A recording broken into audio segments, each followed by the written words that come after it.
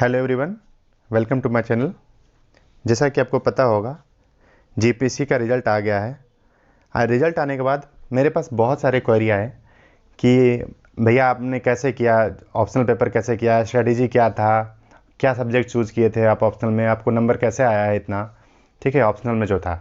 तो उसी के रिगार्डिंग सारे जितने भी लोग, बहुत सारे लोग क्वेरी किए थे, उसको सब मैं एक वीडियो में लेके आया हूँ कि मैंने क्या सब्जेक्ट लिया था, किस में ज़्यादा स्कोर हो रहा है, कौन सा सब्जेक्ट के स्टूडेंट ज़्यादा क्वालिफाई किए हैं। जो 252 लोग क्वालिफाई किए हैं जीपीएससी में, फाइनल लिस्ट में आए हैं, उसमें कौन सा सब्जेक्ट का पलड़ा ज़्यादा भारी रहा, किस में ज़्यादा नंबर आ रहे हैं, और मैंने जो प्रिपरेशन किया है कोठा वाला या फिर ऑप्शनल पेपर का, वो कैसे प्रिपेयर किया है, कहाँ से प्रिपेयर किया है, आपको कैसे करना चाहिए। मैं अपने अनुभव से अपना एक्सपीरियंस शेयर करने वाला हूँ इस वीडियो में।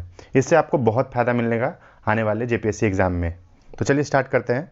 सबसे पहले बात करें कि सही ऑप्शनल चूज़ करना क्यों इंपॉर्टेंट हो गया है अभी के टाइम में। जीपीएससी में ऑप्शनल सही चूज़ अगर नहीं करते हैं तो आपका क्वालिफाई होना बहुत मुश्किल है। मतलब क्योंकि ऐसा नहीं है कि नहीं हो सकता, प्रैक्टिकल नहीं है, ठीक है। थ्योरेटिकली आप मतलब कि आप क्वालिफाई कर सकते हैं, बट बहुत टफ टास्क हो जाएगा। ऐसा नहीं है कि 200 में, जैसे कि जीएस का 4 पेपर होता है, जीएस का 4 पेपर होता है और पर पेपर 200 होते हैं, मतलब कि 800 नंबर का होता है जीएस। और जो ऑप्शनल है, ऑप्शनल होता है 150 मार्क्स का, ठीक है, एक पेपर, जो कि आपको चूज़ करना है कोई भी लैंग्वेज या लिटरेचर के हिसाब से, भाषा और साहित्य के हिसाब से आप अपने हिसाब से चूज़ कर सकते हैं, जिसमें ऑप्शन है आपके पास इंग्लिश है, हिंदी है, उर्दू है, और भी कुछ कुछ लैंग्वेज हैं, और साथ में रीजनल लैंग्वेज जैसे कि खोटा है, पंचपगनिया है, नागपुरी है, ये सब भी है, बहुत सारा है। और लिस्ट में डाउन नहीं करने वाला हूँ कौन कौन से हैं, आप देख लीजिएगा जा करके इनका नोटिफिकेशन में। मतलब कहने का मतलब वो होता है 150 नंबर का। तो ये जो 800 है ना, ये 800 में आप कितना नंबर ले आइएगा। ये 800 में आप 800 में अगर बात करें तो पर पेपर आप 110 भी ले आते हैं, 110, ठीक है, तो भी आपको 440 होगा।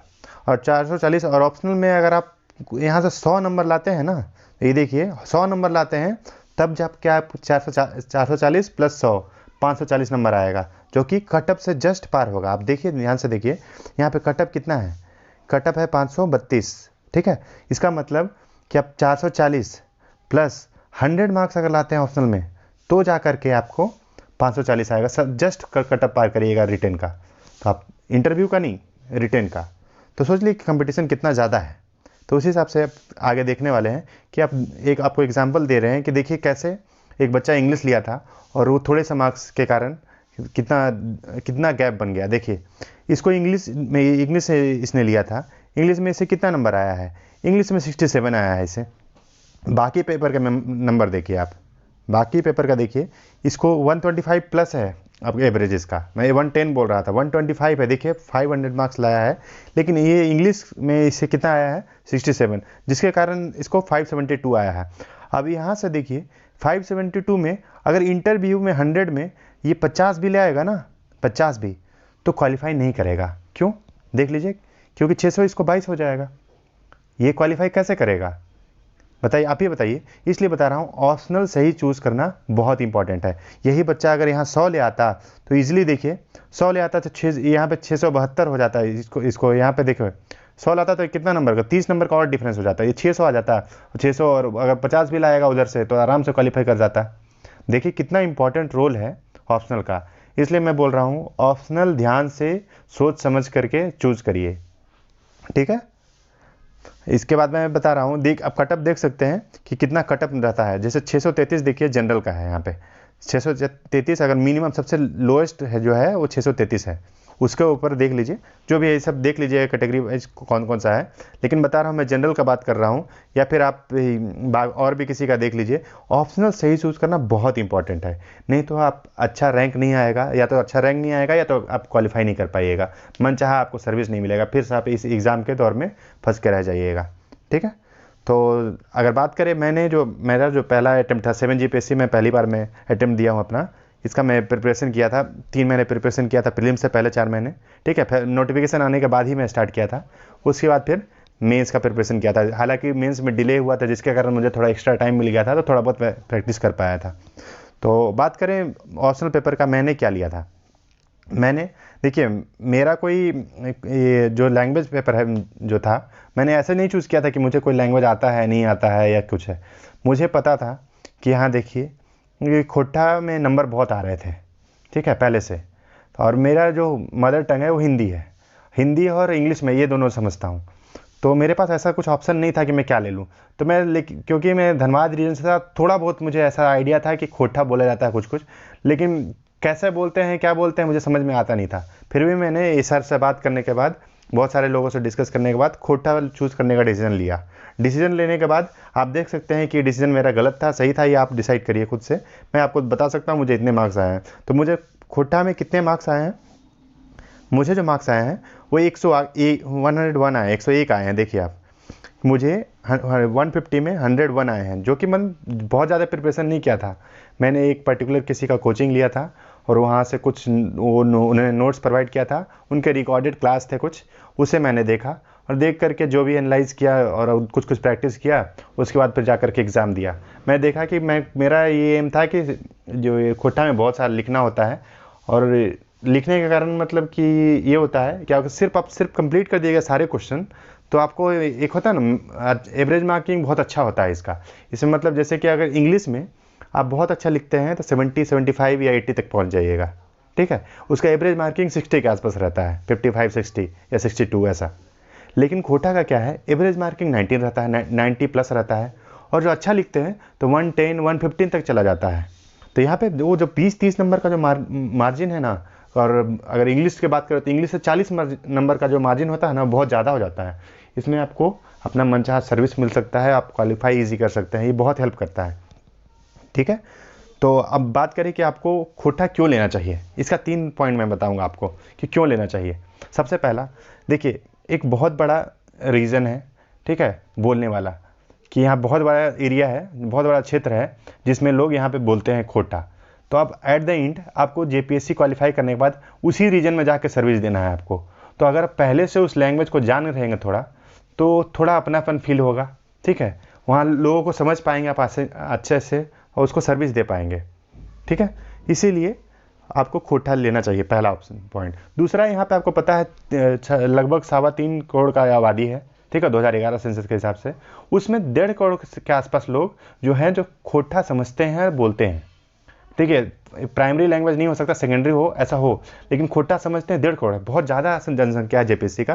तो ये भी एक रीज़न है। तीसरा, आप देखिए खोटा का मार्किंग देख लीजिए जा करके, 250 में मैं बता रहा हूँ, मुझे रफली जितना आइडिया है कि 100+ लोग हैं ना, वो खोटा के हैं, जो खोटा ऑप्शन लेकर रखे थे। ऐसा नहीं है कि खोटा में बहुत लोग ले रहे हैं तो नंबर नहीं आ रहा, आज भी नंबर आ रहा है, बहुत लोग लेने के बाद भी नंबर आ रहा है।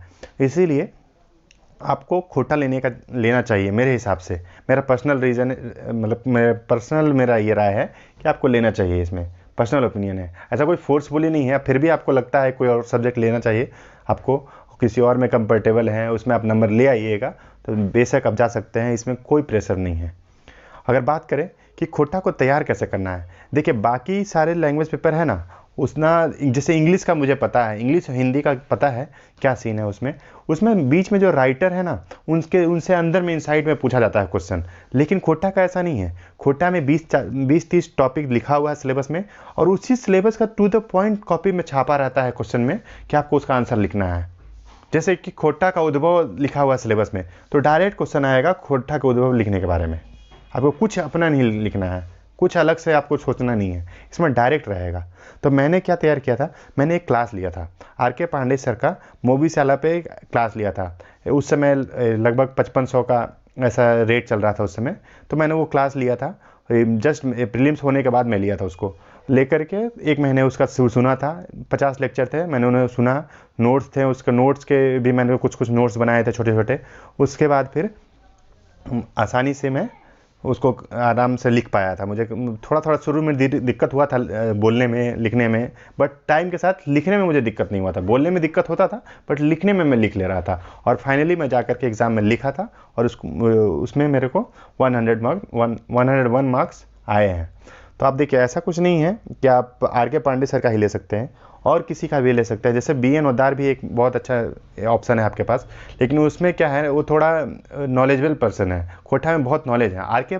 पांडे सर हैं, वो थोड़ा आपको मार्क्स ओरिएंटेड है। जो जेपीएससी का जो रिक्वायरमेंट है उतना ही पढ़ाते हैं, एक्स्ट्रा कुछ भी नहीं पढ़ाते हैं। आपको नॉलेज नहीं, आपको नंबर आएगा यहाँ से, आर के पांडे सर से पढ़ते हैं तो। अब क्योंकि ये हिंदी में पढ़ाते हैं तो आपको ईजी थोड़ा होता है अंडरस्टैंड करना। और वो जो BN उधार सर है वो आपको थोड़ा उनका जो टोन है वो थोड़ा खोटा में है, कुछ कुछ वर्ड खोटा में यूज़ करते हैं इस तरह से। मुझे थोड़ा दिक्कत हुआ था, मैं दोनों का ऑप्शन में देखे मैं क्या कैसे चूज़ किया था इन दोनों में से।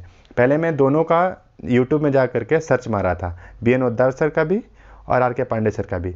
दोनों का क्लास में मुझे समझ में आया कि मैं BN उधार सर का जो है उनका नॉलेज तो बहुत है लेकिन मेरे को समझने में थोड़ा दिक्कत हो रहा था, तो मैं आर के पांडे सर चूज़ किया। इनका क्लास बहुत अच्छा लगा, इनका स्वभाव भी बहुत अच्छा है। तो ये साथ में आपका से ऐसा नहीं है कि सिर्फ आपको खोटा तक ही सीमित है, आपको और भी फील्ड में जैसे इंटरव्यू में कोई प्रॉब्लम हुआ तो, या फिर आपको GS में कोई प्रॉब्लम है तो भी आप संपर्क करेंगे तो ये आपको बहुत अच्छा गाइड करते हैं। देखिए आर के पांडे सर से इतना जान पहचान हो गया है कि अब अगर आप खोटा इनसे लेना चाहते हैं तो अगर मेरे से अगर बोलिएगा, आप बोलिएगा तो मैं आपके बिहाफ में बात कर लूँगा, तो हो सकता है कुछ पैसा कम भी हो जाए। 5500 उस समय था, कुछ हो सकता है, ऐसा कोई गारंटी नहीं बोल रहा हूँ कि कमी हो जाएगा मेरे के थ्रू जाइएगा तो। आप खुद भी जाके बात कर सकते हैं, डायरेक्टली बात करके। मोबीशाला ऐप चलाते हैं ये, वहाँ से आपको ऑनलाइन रिकॉर्डिंग आपको मिल जाएगा, ठीक है। और साथ ही साथ मतलब कि ऐसा है, यह टेस्ट सीरीज उसमें इंक्लूडेड रहता है। जैसे कि आप, हमको क्या क्या मिला था, हमको मिला था इनका नोट्स मिला था, इनका क्लास रिकॉर्डिंग क्लास मिला था, प्लस इनका जो भी है 1 to 1 कभी भी आप कॉल करके पूछ सकते हैं कोई अगर डाउट हुआ तो। इस तरह का कुछ सीन था, ठीक है। और साथ में साथ टेस्ट सीरीज का भी ऑप्शन था। लास्ट में इन्होंने कुछ टेस्ट सीरीज बोले थे कि आप घर पे लिखिए, मुझे सेंड करिए टाइम लगा करके और मैं चेक करके आपको दे दूंगा, इस तरह का चला था, ठीक है। तो अगर बात करें कि अगर आपको मेरे से कांटेक्ट करना है, अभी भी कोई डाउट रह गया है, तो आप मुझे टेलीग्राम में Knowledge01 में मैसेज कर सकते हैं। मैं देखूंगा, जब भी देखूंगा आपको रिप्लाई दे दूंगा। दूसरा मेरा टेलीग्राम चैनल है, इसमें भी आप जा करके वहाँ से भी अगर मुझे किसी तरह मैसेज कर दें, ऑप्शन होता है लिखने का, कमेंट करने का, वहाँ भी कमेंट करके बता दें तो भी मैं आपको कॉन्टैक्ट कर लूँगा। किसी तरह का भी JPSC में से रिलेटेड कोई भी हेल्प चाहिए तो आप बेफिक्र मेरे पास आइए। मैं आपको मतलब किसी को कोई भेदभाव नहीं करके, जो भी मेरे पास जैसा मेरा ओपिनियन रहेगा वो मैं आपको हेल्प करने की कोशिश करूँगा, ठीक है। व्हाट्सअप नंबर की बात करें तो व्हाट्सअप नंबर भी मैं सेंड कर दूंगा, लेकिन प्लीज़ रिक्वेस्ट करता हूं कि व्हाट्सअप में आप ज़्यादा मैसेज ना करें, उतना ही करें जो काम का है। आपको काम को लगता है तो मेरे को मैसेज करिए, जो कि मैं डिस्क्रिप्शन में दे दूंगा और नीचे लिख दूंगा। आप वहाँ पे भी आप डायरेक्टली मेरे को व्हाट्सअप भी कर सकते हैं। तो अभी के लिए इतना ही है। Thank you for your time.